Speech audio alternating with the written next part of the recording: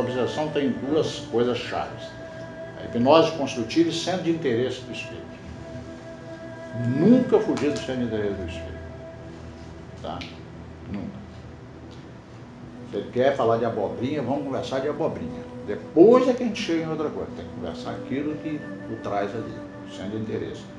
A hipnose construtiva. Depois que você junta isso com os arquitetos e lê também aquela parte que eu falei de faixa 1, 2 e 3 para entender como é que é o circuito mais interno, o processo, quem está ali dentro, criar uma imagem mais perfeita. E eu digo, aceite André Luiz, porque se você não aceitar, você vai ficar na antiga. Tá? Nada disso vai ser permitido, porque você é mais ou menos, com todo respeito, pessoas que estão paradas lá no céu e inferno e pessoas que fizeram a evolução para nosso lar. O céu e o inferno está perfeito, mas dentro de um contexto de 1800 e alguma coisa. Tá certo? Como é que os espíritos iriam falar para Kardec no céu e no inferno daquilo que falaram quando André Luiz trouxe as informações? Se já era difícil aceitar aquilo, imagina se trouxesse falando que tinha casa do lado de lá. Aí ia ser uma completa loucura. Então, o livro Céu e Inferno, dentro do tempo dele, né, 1865, tinha que ser aquilo ali. Tá certo? Tinha que ser aquilo ali. Agora, depois vem a doutrina progressiva, aí vem o André Luiz e descreve melhor. Por que que, para mim, a gente precisa ter bem claro na mente, é isso. O céu e o inferno é verdadeiro. O livro Nosso Lar é um complemento, ele vem ampliar aquilo. Você tem o livro dos médios, o Desobsessão vem ampliar. Não é desfazer, porque tem gente que acha que você está inventando moda, ou então eles rejeitam as coisas. Cada um tem o direito de fazer o que quiser. Mas para mim, as obras que vieram através do Chico, elas vieram complementar. Não vieram desfazer. Pegaram o céu e o inferno e ampliaram. Agora com a visão mais nítida das coisas. O perispírito que Kardec falou, agora o André Luiz dá mais consistência, mostrando que é um corpo efetivo, que pode ser examinado. Certo? E coisas assim. Nós conhecemos pessoas, com todo respeito, que conhecem profundamente a doutrina, mas não aplicam a hipnose construtiva de jeito nenhum, que acham que isso é fantasia. Acha que é fantasia. Gente, você dizer que um espírito está do lado de lá com sede é só a mente dele, então por que André Luiz descreveu que lá tem fontes, que lá tem água, que você dá sopa, que você tem hospital? Por isso que eu falo, você tem que resolver essa questão. Com você. Com você. Com você. Você para no livro Céu e Inferno, ou você avança com André Luiz até o Nosso Lar. Se você avança até o Nosso Lar, por que você se recusa a achar que um espírito que diz que está com dor mesmo? Se agora você já sabe que o perispírito é um corpo efetivo. Percebe? Então por isso que eu coloco como básico. Quem vai fazer um curso de diálogo com o espírito tem que passar por essas bases. Tá certo? Passa por essas bases. A partir daí você está pronto. O médium que está dando essas resistências pode ter essa dificuldade, mas quem é que conversou com ele? Quem é que argumentou com ele? Quem é que procurou saber quais são as dificuldades dele? Ele pode estar bloqueando, não. Aí não é o espírito, é o médium que diz, não, isso aí é tolice. Isso não existe.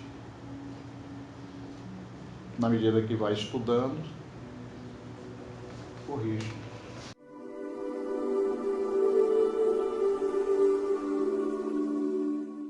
Eu posso, mas vai. Bom, a gente consegue, né, Bendy?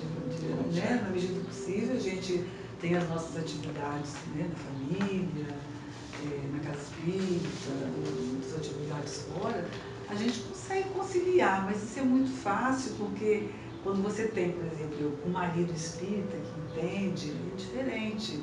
A gente vê as pessoas falando, Graça, eu gostaria tanto de ser igual a você, mas meu marido não aceita o espiritismo. Então, esses são bloqueios, né? São coisas que exigem uma certa maleabilidade da companheira, né?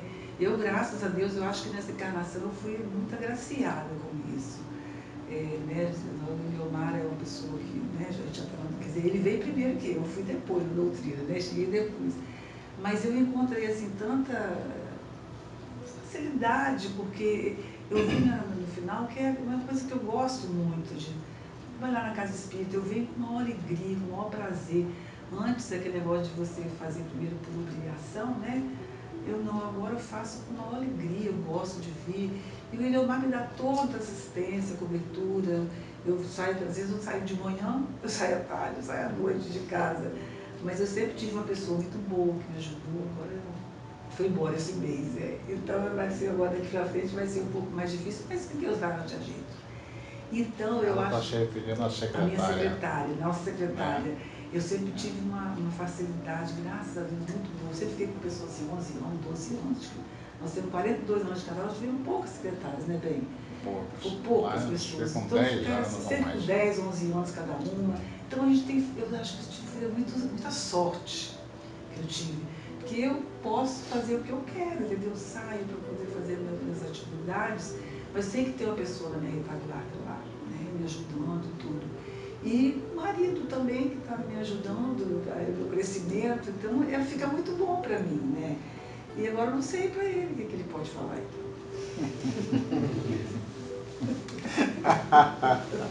Até. Não, é interessante. Vamos começar da questão seguinte. O Emmanuel, ele lembra muito bem isso e outros benfeitores, o seguinte: nós temos deveres sagrados de família e profissão. Exato. Né? E, consequentemente, nós espíritas, uma coisa muito importante, que é a atividade religiosa. Nós temos que conciliar bem essas três coisas. Né? Se você veio programado nessa existência para ter família, não é? Às vezes com maiores ou menores responsabilidades, isso é um problema, uma questão importante. Não cabe a ninguém ficar ditando regra, estabelecendo limites ou coisas assim. Cada um tem que se colocar.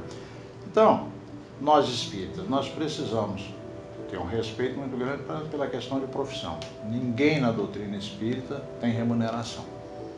Então você precisa correr atrás da sua sobrevivência. Entender isso. Né?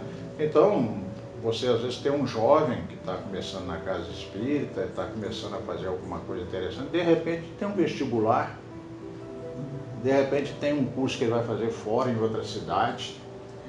É um momento da vida dele. Você tem a pessoa que já está um pouco mais à frente, com seus deveres de profissão, ela não pode negligenciar isso, né? Ela depende disso. Né? E tem a questão de família. Né? Algumas com mais facilidade, outras com mais dificuldade. Então, entender que é muito comum mesmo no movimento espírita a mulher querer se engajar mais, mas o marido não aceita. E às vezes ele já está sendo ótimo, que ele já está permitindo a ela deixar que ela vá 2, 3 vezes a uma casa espírita. Porque para muitos, mais de uma vez já é fanatismo. É muito comum isso, não é? Então, entender essas coisas. E às vezes a pessoa passa um período mais difícil, mas depois as coisas vão se acomodando. Quando ela menos percebe, as coisas vão mudando. No nosso caso foi mais fácil, porque a Graça logo aceitou o espiritismo também. Então, quer dizer, onde eu ia, normalmente ia. Né? Então, facilitou. Né? Esse ponto realmente é muito importante. Mas a maioria das pessoas não tem essa possibilidade. Né? Às vezes é o homem, mas a mulher não concorda e vice-versa. É mais comum a gente ver as mulheres querendo se engajar mais, mas agora e os compromissos também de família? Não pode abandonar, né? Tem que conciliar tudo isso. Então, de repente, o que acontece também? Você tem uma possibilidade menor, porque está numa fase mais intensa de trabalho ainda profissional. A mulher está com uma fase mais intensa ainda ligada à família, os filhos. Aí chega num outro momento que já fica mais fácil, é o que está acontecendo conosco hoje. Né? Então já fica mais fácil, já dá a possibilidade de um engajamento maior. Não tem regra para isso. O que a gente sabe é o seguinte, pelo menos que eu entendo daquilo que aprendi desde que comecei no Espiritismo. Nós temos deveres e não podemos negligenciar, deveres de família, profissão. Né? E o tempo que a gente puder, que a gente achar possível, aí a gente tem um tempo de lazer e tem um tempo de dedicação à doutrina espírita. Quando alguns espíritos trazem uma carga de responsabilidade maior, às vezes eles trazem algo como a gente tem visto. A profissão, sim. Você vê, Chico precisou cumprir o dever dele de profissão. Afinal de contas, ele não ia ser peso para ninguém. Ainda que com uma aposentadoria modesta, mas teve lá a profissão dele. De volta, teve a profissão dele. Modesta, mas para não ser pesado para ninguém. Mas da parte de família, eles abriram mão. Para poder dedicar do jeito que dedicaram. Como é que seria? Você imagina um Chico Xavier casado?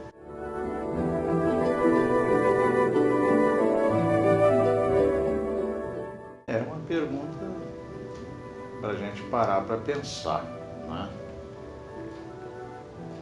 Eu acho que o conhecimento superficial da doutrina é uma coisa natural. Nós só podemos realmente conhecer melhor a doutrina se a gente, por algum motivo, alguma coisa fizer com que a gente busque isso. Não pode ser muito uma coisa que vem de lá para cá. Você pode pegar de uma mídia, seja ela qual for, uma informação, né? Pouco profunda, menos profunda, mas geralmente é assim. Alguma coisa na sua vida é que faz você buscar. E a doutrina espírita, realmente, depois da gente passar esses anos todos estudando, a gente chega à conclusão seguinte: ela, para ser realmente entendida, ela precisa ser estudada. Entendeu? Se você sentar só para ouvir palestras, você vai ter uma visão. Mas você só vai conhecer a doutrina espírita se você estudar. Então, o que te levaria a estudar a doutrina espírita? Muitas vezes a dor, um incômodo. Então, às vezes a gente vê uma pessoa que tem uma noção superficial da doutrina durante muito tempo, mas de repente acontece algo na vida delas que a partir dali elas sentem que precisam se aprofundar. Felizmente tiveram aquele conhecimento superficial antes, que já deu pelo menos para elas um norte. Naquela hora elas souberam onde buscar. Mas eu não consigo ver de outra maneira. A doutrina espírita não é que ela seja melhor que as outras, né? Mas ela é efetivamente uma doutrina que pede estudo. Não é uma doutrina de rituais, né? Você pode até transformar a casa espírita para você, na sua concepção, numa atitude ritualística. Tipo assim, tem que ir todo domingo lá assistir a palestra doutrinária e tomar meu passe. E transforma aquilo quase que num ritual, né? Uma coisa meio mecânica. Você vai lá, senta, ouve uma palestra, toma um passe, vai embora para casa e acabou. Mas Deus sabe lá por quê. Então, de repente, dá um problema maior na vida da pessoa, alguma situação, e elas sentem que precisam de algo mais. Aí, a partir dessa necessidade, elas vão estudar, né? Mas eu não vejo. O Espiritismo realmente, às vezes tem sido até sido maliciosamente ou não, tem sido taxado de elitista. Por que ele é elitista? Se você olhar Kardec, não tem elitismo nenhum. Kardec colocou a coisa da maneira mais didática possível. Não tem linguagem rebuscada, não tem nada. O que existe, na verdade, é o seguinte, é que o Espiritismo é uma doutrina fantástica, que dá sentido à vida, tem conexão com tudo que está aí na vida. Então, você, na hora que começa a estudar a doutrina, queira ou não queira, você começa a perceber para que serve a química, que você nunca nem pensou nisso, para que serve a física. Daí a pouco você é uma dona de casa falando de física nuclear, né? Parece uma coisa assim, né? Ou então física quântica. E que isso? Não, é porque é uma doutrina que ela é tão interessante que ela faz conexão com todos esses campos. Você saiu do ritual, você passou agora a querer saber. Quando você quer saber, a astronomia agora passou a ser importante para você. A origem do universo passou a ser importante. Então, quando você pensa que não, você está se aculturando. Você está começando a criar interesse por estudar uma série de coisas. Porque é uma religião diferente nesse sentido. Ela tem uma base filosófica, uma base científica e uma base moral. Automaticamente te leva à necessidade de estudar.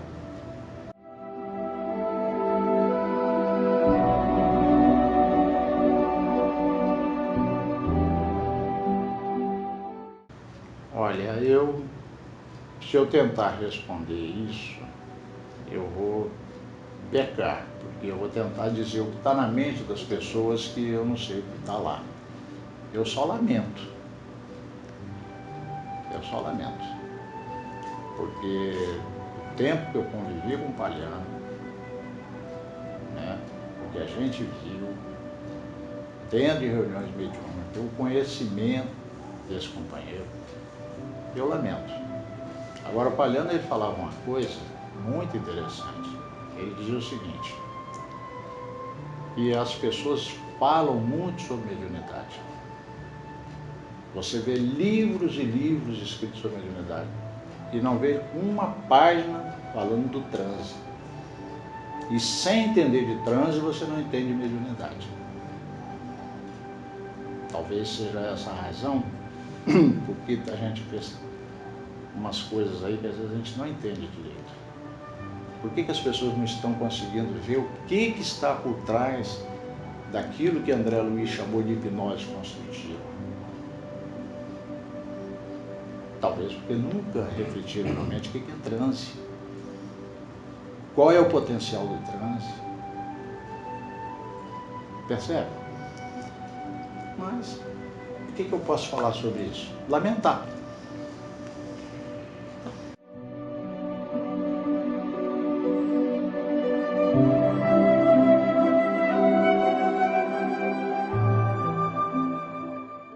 Você pode ter uma casa espírita, uma pessoa com uma certa projeção, uma certa capacidade de liderança, e ela de repente trazer para dentro dessa casa uma prática que não é necessariamente espírita, mas ela é uma liderança tão forte que ela faz com que aquilo se torne uma prática mais generalizada.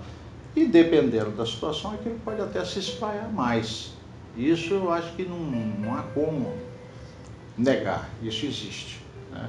O Espiritismo, ele não tem uma liturgia, ele não é uma religião convencional.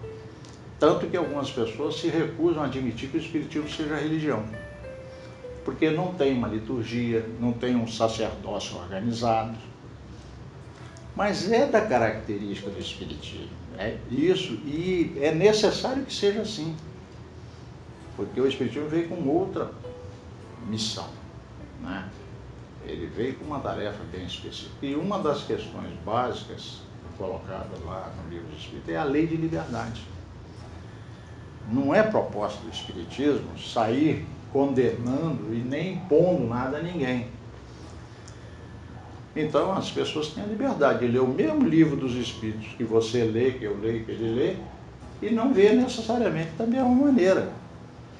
E nós temos que aprender a conviver com isso, porque é uma religião que permite e incentiva que as pessoas estudem e leiam.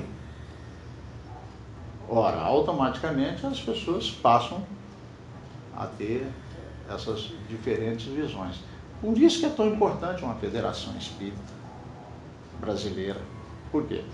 Porque você vai vivenciando certas situações na sua casa, outros ali, isso se congrega numa coisa chamada no nosso caso aqui do Espírito Santo, crê, né? A Graça sabe muito bem essa questão aí, né? Dessas regionais, e um nível um pouco mais acima, filtrado, a federação. Então você começa a ter uma prática aqui, uma ali, um pensamento aqui, outro lá. Se as pessoas aceitarem se reunirem, por isso que é tão importante os encontros, quando trabalhadores espíritas entrarem, as pessoas vão para lá e vão falar das suas experiências, mas vão ouvir a experiência dos outros. E conflitos podem surgir. Mas você começa a filtrar isso, começa a trazer uma certa homogeneidade no processo, uma homogeneidade no modo de pensar. Automaticamente, na medida que você tem algo que desafia, né, porque é algo novo que pode surgir, as pessoas começam a discutir nesses fóruns menores, depois num fórum maior, até um fórum a nível nacional. Então é muito bom que você tenha uma federação que olha para o Brasil inteiro. Ela tem que ter uma flexibilidade para entender que norte e sul são realidades muito diferentes. Como é que você vai querer, por exemplo, no norte ou nordeste, que as pessoas tenham a mesma aplicação de estudos que tenham lá no sul? Então você tem que ter um jogo de cintura, de equilíbrio, mas tem os princípios que você não pode definitivamente abrir mão deles. Então, quer dizer, o importante hoje que a gente percebe é isso, é kardecizar. A segurança do nosso movimento está no kardecizar. Kardec é a base. Mas tem gente que diz que Kardec é a base. Você chega na casa espírita dele, está lá a obra básica em cima da mesa e tudo mais. Mas na prática não é Kardec. Só que o Espiritismo é uma religião diferente, você não condena. A Federação Espírita não tem o poder de chegar lá e mandar fechar uma casa, de suspender não sei quem. É uma religião diferente nesse sentido. O máximo que faz é recomendar. Então você pode ter, dentro de uma federação, casas adesas e com práticas mediúnicas, muitas vezes não muito condizentes, por causa da liberdade que a pessoa tem. O que você pode fazer? Você pode, se as pessoas quiserem concordar, vir para um momento, um ambiente onde se discutam essas coisas. E se indique, olha, as melhores práticas são essas. As práticas mais consensadas são essas. Mas a pessoa tem a liberdade de voltar para a casa dela e fazer o que ela quiser. Então, é por isso que nós temos essas situações. Isso se deve, em boa parte, à própria liberdade que a doutrina espírita dá às pessoas. E é necessário que as pessoas tenham essa liberdade. Porque se você começasse a tolher, você teria muito mais prejuízo do que essa liberdade está possibilitando que aconteça. O esclarecimento é assim mesmo, ele vai acontecendo, né? Ele é paulatino.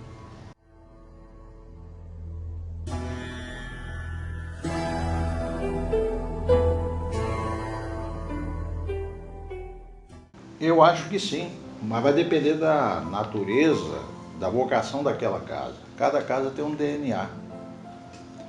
Tem casa que o DNA dela é assistência social. É muito forte, tem uma liderança ali muito proeminente, que leva aquele grupo, aquele campo. Tem outras casas que tem um DNA mais de estudos. Então você vê que ali, né, o ERD, né, ele prolifera com uma facilidade enorme. E assim vai. As casas, elas também estão situadas em bairros diferentes, com realidades diferentes, cada uma vai tomando um formato. Imagina você querer botar uma casa, uma ideia de pesquisa numa casa que tem um DNA de assistência social. Você acha que está certo? Muito difícil, né? Fica mais fácil você botar um núcleo de pesquisa numa casa que já tem um DNA de estudos.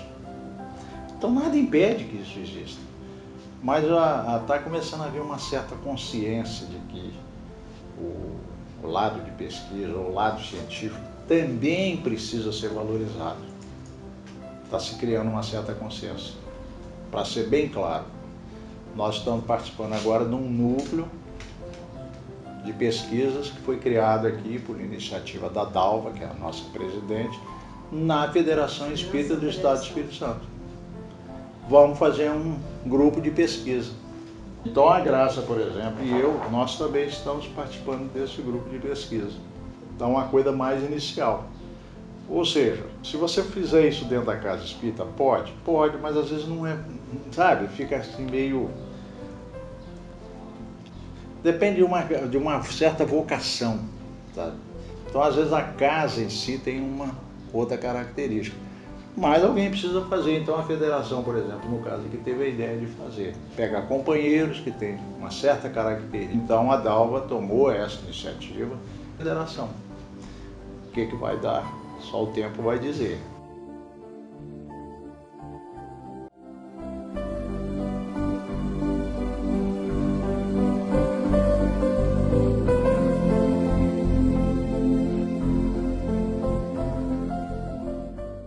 Se a gente quiser fazer as coisas direitinho, vamos começar pela base. A base é a orientação Centro Espírita. A Federação Espírita Brasileira, ela tem, dentre outras responsabilidades, a responsabilidade de congregar o movimento a nível nacional. Não é impor, mas orientar é uma característica disso. Então, orientar como? Com base, principalmente, na base de tudo que é Kardec e as obras subsidiárias. Então, essa organização faz com que você pegue as melhores práticas de norte, sul, de leste, oeste, aquilo que é mais adequado, você vai filtrando até um ponto que aquilo vira o quê? Uma orientação. Então veja que o título é muito adequado, é orientação Centro Espírita, não é norma, não é imposição, é uma orientação. Mas de onde surge essa orientação? Do consenso dos vários congressos, seminários, encontros, sabe? Você tem modos de ir filtrando da base até lá no topo as melhores práticas. Então, você chega a uma conclusão, as melhores práticas são essas aqui. Dá um exemplo, para não ficar muito teórico. A partir de um certo momento, ou na verdade sempre existiu no movimento espírita uma coisa chamada atendimento fraterno. Só que não tinha esse nome. Mas o atendimento fraterno a gente faz, sempre fez. Eu me lembro quando eu comecei lá na Casa Espírita Cristã. A gente conversava com as pessoas do mesmo jeito que conversa hoje, mas só não tinha esse nome, atendimento fraterno. A partir de um certo momento, alguém lança a ideia, aquilo vai comentando, vai, até a hora que aquilo vira um nome, realmente a nível de consenso. Aí começam as práticas. Aí lá num lugar faz de um jeito, lá no outro lugar faz de outro, no outro de outro. Aí eles vão filtrando. Lá num determinado lugar, a pessoa achou que estava muito bacaninha, fazia a ficha da pessoa que está sendo atendida, não sei o quê. Um belo dia deu um problema jurídico terrível nisso aí. Aí alguém reporta isso para o outro, que reporta para o outro, entendeu? Isso é só uma pequena ideia do que são esses inconvenientes, práticas estranhas da doutrina espírita numa casa. Por quê? Porque não estão participando do trabalho federativo, efetivamente. Essas casas devem estar se isolando de alguma maneira. Pode estar até de fachada dizendo que estão participando, mas estão se isolando. Porque se elas estiverem realmente engajadas, essas práticas elas vão perceber que não tem eco nas outras casas. Porque tem uma forma de filtrar. Então, quando você filtrou adequadamente, você pega e sai com a orientação ao Centro Espírita. Se você pegar a orientação ao Centro Espírita anterior a esse, ele só falava da atividade chamada reunião mediúnica. Criou-se um consenso muito demorado, trabalhado, de que médium não deve ir para a reunião mediúnica sem passar por uma coisa chamada educação mediúnica. Hoje, se você for olhar aqui, você vai ver o quê? Você vai ver uma orientação na ordem, inclusive propositalmente na ordem, você vai ver o quê? Aqui, ó. Estudo e educação da mediunidade. E depois a reunião mediúnica. Você vai ver no Brasil casas que não fazem educação mediúnica. Pega um indivíduo e joga direto na reunião mediúnica.